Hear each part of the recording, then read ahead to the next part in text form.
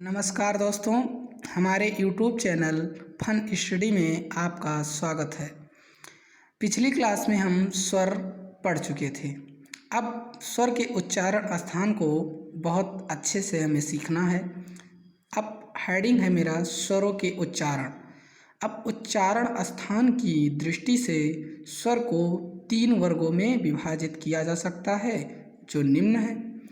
तो स्वर के उच्चारण के आधार पर हम उसे 3 भागों में क्या किए हैं, विभाजित कर चुके हैं। जिसमें पहला है अग्र स्वर। अग्र मतलब आगे वाले स्वर।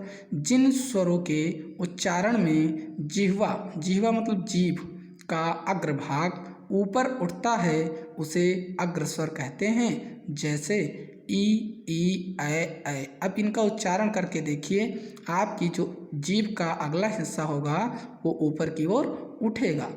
फिर नंबर 2 पर आता है मध्य स्वर।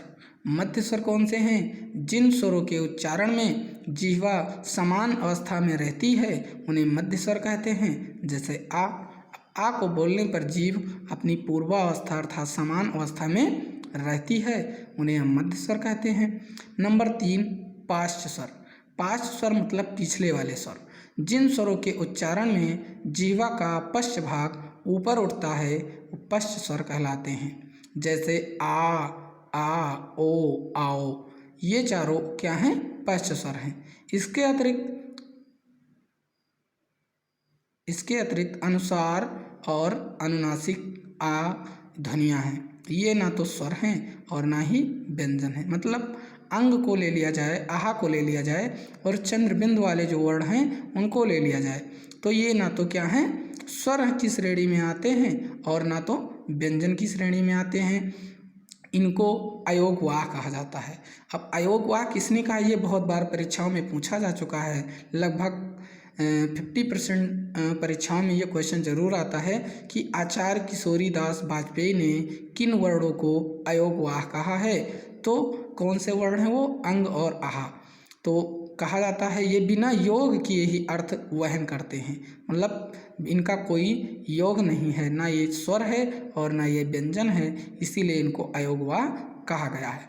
तो अब स्वर के उच्चारण में ये 3 भाग मैंने पढ़ लिए, जिसमें थे अग्र, मध्य और पश्च। अग्र मतलब अगले वाले भाग, मध्य मतलब समान अवस्था में जब जिह्वा अपनी समान अवस्था में रहे तो मध्य स्वर, और पार्श्व स्वर में जो जिह्वा का पश्च मतलब पिछले भाग पर, देखो हम आ कहेंगे तो देखो पीछे जीभ की पीछे अवस्था पर क्या होता है, ऊपर उठती है या वहाँ से आवाज़ उठती है।